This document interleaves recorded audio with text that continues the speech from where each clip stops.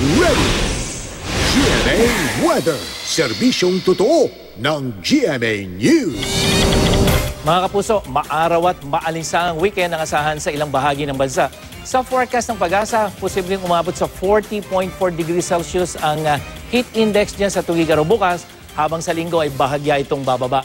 Sa mga taga Cebu, 39.6 degrees Celsius naman ang damang init bukas at sa linggo ay 39.3 degrees Celsius naman.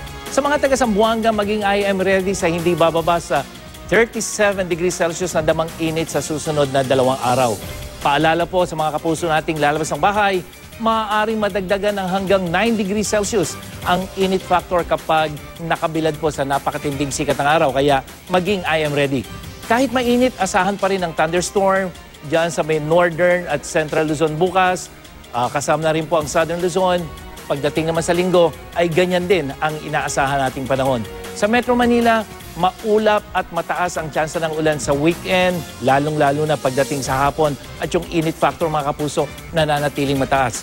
Sa susunod na 2 araw dyan sa Visayas, posible ang hanggang katamtamang ulan dyan sa central at eastern section sa umaga at sa hapon, buong Visayas na ang makakaranas sa mga pagulan.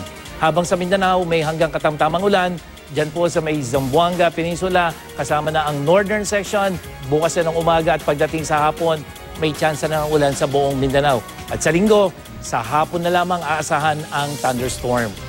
Yan ang latest mula sa GMA Weather. Ako po si Nathaniel Cruz. Magplano para sigurado. I am ready. Serbisyong totoo ng GMA News.